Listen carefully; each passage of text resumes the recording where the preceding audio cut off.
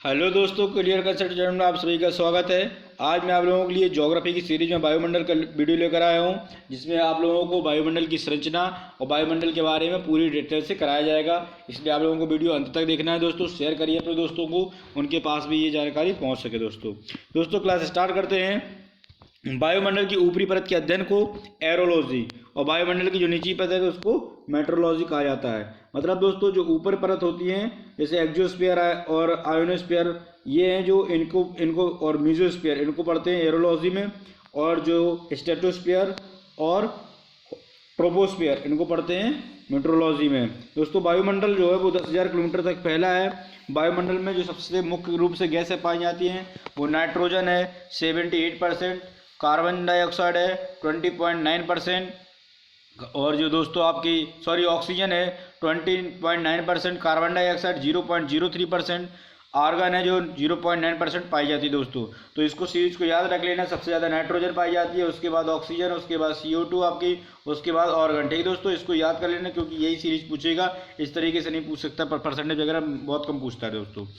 उसके बाद बात करूँ तो वायुमंडल को तापमान और अन्य घटकों के हिसाब से 5 परतों में बांटा गया है। तो दोस्तों वो 5 परतें कौन कौन सी हैं, 5 रेखाएं ऐसी हैं। तो देखो सबसे पहले पाई जाती है कौन सी, क्षोभमंडल का ट्रोपोस्फीयर के नाम से जानी जाती है। समताप मंडल स्ट्रेटोस्फीयर, मध्य मंडल मेजोस्फीयर, आयन मंडल आयोनोस्फीयर और वायुमंडल एक्सोस्फीयर। तो दोस्तों सबसे पहले पढ़ते हैं हम लोग क्या, क्षोभमंडल। दोस्तों तो क्षोभमंडल की बात करूं दोस्तों तो ये जो ध्रुवों पर ये जो पोल साइड जितनी इसकी जो लंबाई है वो समुद्र से कितनी पाई है, समुद्र तल से 8 किलोमीटर पाई जाती है। कितनी, 8 किलोमीटर।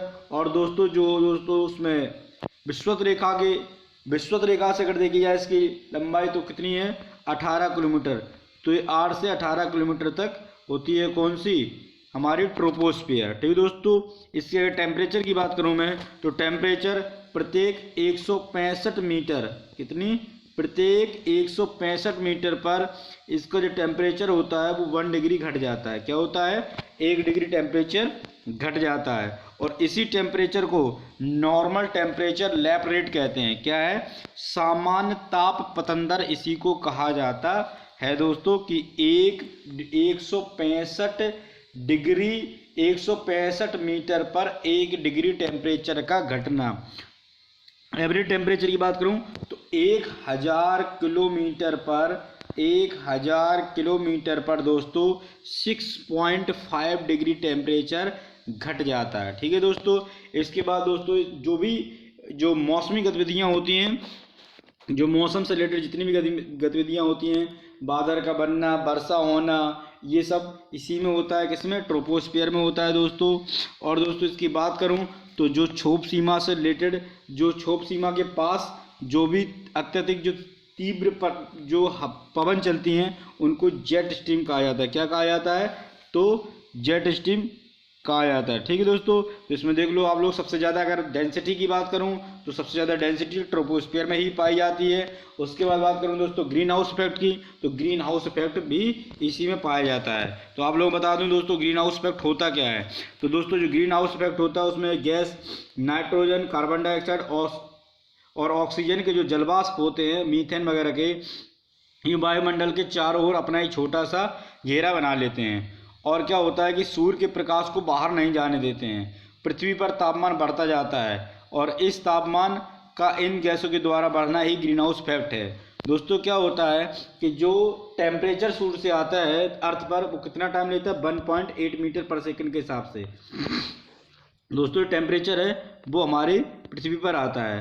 ठीक है दोस्तों। और जो इन्वायरमेंट में हमारी गैसेस पाई जाती हैं, CO2, CH2, N2, दोस्तों इस तरीके की जो गैसें पाई जाती हैं ये करती हैं, इनके जो पार्टिकल्स होते हैं ये सूर्य का प्रकाश जब रिफ्लेक्ट होके जब पृथ्वी पर पड़ जाता है उसके बाद रिफ्लेक्ट होकर जब वापस जाता है तो ये इनको रोक लेती हैं दोस्तों। ऐसे धीरे धीरे करके ये प्रकाश बहुत तेज हो जाता है और इसका टेम्परेचर बहुत ज़्यादा वहाँ पर बढ़ जाता है। उसी बढ़े हुए टेम्परेचर को ग्रीन हाउस इफेक्ट कहते हैं। क्या कहते हैं, ग्रीन हाउस इफेक्ट कहते हैं दोस्तों। ठीक है दोस्तों। इसके बाद बात करते हैं दोस्तों अगले परत की दोस्तों। तो अगला है दोस्तों स्ट्रेटोस्फीयर, जिसे हम लोग समताप मंडल के नाम से जाने जाते हैं। दोस्तों इसकी जो ऊंचाई है जो दोस्तों ये कितनी है दोस्तों, ये तो इसका जो तापमान 50 किलोमीटर तक, कितना 50 किलोमीटर तक रहता है, कितना रहता है, तो ये 50 किलोमीटर तक रहता है दोस्तों। ठीक है दोस्तों, इसके जो टेम्परेचर में ये अचानक वृद्धि हो जाती है, ये अचानक बढ़ जाती है दोस्तों। बात करूं तो इसी समताप मंडल में ही दोस्तों, यहाँ पर आपको बात करूं तो ये यहाँ पर ही ओजोन लेयर पाई जाती है। कौन सी लेयर पाई जाती है, ओजोन लेयर। किसमें, समताप मंडल में ही ओजोन लेयर पाई जाती है। ओजोन लेयर का काम क्या होता है दोस्तों, आप लोगों ने सुना होगा ओजोन लेयर O3। ये दोस्तों हमें क्या करती है, हम लोगों को ये जो अल्ट्रावायलेट रे होती हैं उनको, उनसे प्रोटेक्ट करती है दोस्तों। अल्ट्रावायलेट रे जो होती है वो स्किन कैंसर वगैरह, ये आप लोगों को कील मुहासे वगैरह हो जाते हैं, उनको होने से बचाती है। कौन सी, ये ओजोन लेयर। हमें अल्ट्रावायलेट रे हमारे ऊपर डायरेक्ट ना पड़े, इसलिए ये प्रोटेक्ट करती है दोस्तों। अभी हाल ही में आर्कटिक महासागर की तरफ दोस्तों इसमें होल देखा गया था। वो दोस्तों जो होल है वो किस कारण हुआ था, तो दोस्तों आप लोग बता दें, जैसे जो आपके जो AC वगैरह है, एयर कंडीशनर, रेफ्रिजरेटर वगैरह है, जेट विमान है, और ये जो आपके इंजन्स वगैरह हैं, इनका जो भी मटेरियल से जो भी गैसेस निकलती हैं, ये गैसें हमारे इन्वायरमेंट में छा जाती हैं, जो ओजोन लेयर के डिप्लेशन का कार्य कर रही हैं, ओजोन लेयर में क्षरण का कार्य कर रही हैं। इसीलिए दोस्तों ओजोन लेयर को क्षरण से बचाने के लिए कई प्रोटोकॉल भी किए गए हैं दोस्तों। इससे वैश्विक स्तर पर इस पर बात चल रही है दोस्तों। इसलिए ये ओजोन लेयर जो है ये हमारे लिए बहुत ज़्यादा इम्पोर्टेंट है। आगे दोस्तों इसी लेयर में बात करूँ तो इसी लेयर पर दोस्तों यहाँ पर कोई टेम्परेचर, इससे बारिश से रिलेटेड वगैरह कोई मौसमी जो गतिविधियाँ होती हैं वो स्ट्रेटोस्फीयर में नहीं होती हैं। इसी कारण जो जेट वायुयान वगैरह होते हैं ये इसी लेयर पर उड़ाए जाते हैं, और दोस्तों जो चालक होते हैं इसी लेयर पर उड़ाने के लिए पसंद करते हैं दोस्तों। ठीक है दोस्तों, आगे बात करते हैं तो मीजोस्फीयर की। तो मीजोस्फीयर की जो ऊंचाई है वो 50 से 80 किलोमीटर। कहाँ तक, ये 80 किलोमीटर तक की ऊंचाई है इसकी दोस्तों। इसमें क्या होता है, जो हमने स्ट्रेटोस्फीयर में पढ़ी, इसमें एकदम टेम्परेचर बढ़ जाता है। और अगर बात दोस्तों मीजोस्फीयर की करूँ तो इसमें टेम्परेचर अचानक क्या होता है, इसमें टेम्परेचर में गिरावट आ जाती है, इससे टेम्परेचर घट जाता है दोस्तों। और यहाँ तक की बात करूँ तो ये -10 डिग्री तक पहुँच जाता है। कितना पहुँच जाता है, -10 डिग्री तक इसका टेम्परेचर पहुँच जाता है दोस्तों। ठीक है दोस्तों, और जो वायुमंडल का सबसे, ये जो अपना वायुमंडल है इसका सबसे न्यूनतम तापमान यही है, -10 डिग्री सेल्सियस दोस्तों। तो अब बात करता हूँ दोस्तों किसकी, हम लोग आयनमंडल आयोनोस्फीयर की बात करूँ दोस्तों। तो आयोनोस्फीयर जो है वो 80 से 640 किलोमीटर की ऊंचाई पर है दोस्तों। इसमें जो इलेक्ट्रिक चार्ज जो एटम्स होते हैं उनकी अधिकता पाई जाती है, इलेक्ट्रॉन वगैरह वहाँ पर पाए जाते हैं। इसमें जो ऊंचाई के साथ साथ क्या होता है, टेम्परेचर में वृद्धि हो जाती है। अगर दोस्तों याद रखना कि जो स्ट्रेटोस्फीयर एकदम वृद्धि होती है इसमें टेम्परेचर में, मीजोस्फीयर में ये घट जाता है, आयोनोस्फीयर में क्या हो जाता है, तापमान में वृद्धि हो जाती है।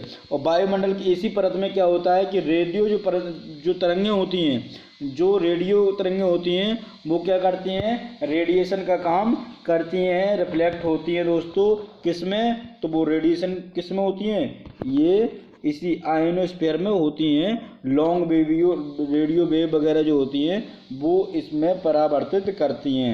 तो इसको दोस्तों याद रख लेना, किसको, आयोनोस्फीयर को। रेडिएशन कहाँ पर होता है, रेडिएशन की जो तरंगें होती हैं कहाँ परावर्तित करती हैं, तो वो आयोनोस्फीयर में करती हैं। ठीक है दोस्तों, उसके बाद बात करूँ तो दोस्तों लास्ट में जो 640 के ऊपर जो पाया जाता है वो एक्सोस्फीयर होता है। क्या होता है, एक्सोस्फीयर, वायुमंडल जिसे बोला जाता है।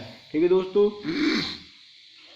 इस परत में भी जो इलेक्ट्रो रेडियो होती हैं, जो लॉन्ग वेव रेडियो होती हैं, उनको भी आवेशित करने की प्रधानता इसमें भी है दोस्तों। और यहाँ पर क्या होता है कि इसमें अलग अलग परतें पाई जाती हैं, नाइट्रोजन, ऑक्सीजन, हाइड्रोजन, हीलियम की। किसमें, एक्सोस्फीयर में, इस वाले स्फीयर की बात कर रहा हूँ। इसमें दोस्तों अलग अलग तरीके की परतें पाई जाती हैं। ठीक है दोस्तों, किस की, नाइट्रोजन, ऑक्सीजन, हाइड्रोजन, हीलियम की परतें पाई जाती हैं दोस्तों। 1000 किलोमीटर तक फैला हुआ है। 1000 किलोमीटर के बाद जो भी पड़ जाता है 600 किलोमीटर से, ये पूरा एक्सोस्फीयर के ही नाम से जाना जाता है। तो दोस्तों ये आपको ग्रीन हाउस इफेक्ट था, ये पूरा मैंने आप लोगों के लिए वायुमंडल की जो संरचना थी उसको करा दिया है दोस्तों, क्योंकि कई बार क्वेश्चन ऐसे पूछ लिया जाता है कि वायु जो यान है वो किस परत में उड़ाए जाते हैं, तो वो होता है हमारा मेसोस्फीयर। और रेडिएशन, रेडियो वेव रेडिएशन कहाँ करती हैं, तो आयोनोस्फीयर में करती हैं। ये पूछ लिया जाता है कि किस परत कहाँ तक है, तो 8 से 18 किलोमीटर, और 18 से बात करूँ तो 50 किलोमीटर, और 50 से 80 किलोमीटर, 80 से 640, और 640 से 10,000 किलोमीटर। तो ये तुम्हारे आप लोगों की पढ़ते थे दोस्तों। इसमें मैंने बता दिया ग्रीन हाउस इफेक्ट किस में होता है, तो वो क्षोभमंडल में होता है। ग्रीन हाउस इफेक्ट मौसमी घटनाएं किस में होती हैं, तो क्षोभमंडल में होती हैं। तो इस तरीके से आप लोगों को पूरा इसको सही से याद कर लेना है, नोट डाउन कर लेना है दोस्तों। यदि आप लोगों को मेरी क्लास अच्छी लगे तो उसको लाइक करिए, सब्सक्राइब करिए, शेयर करते रहिए, जिससे मैं आप लोगों के लिए और अच्छे से अच्छे डिटेल में वीडियो ला सकूँ।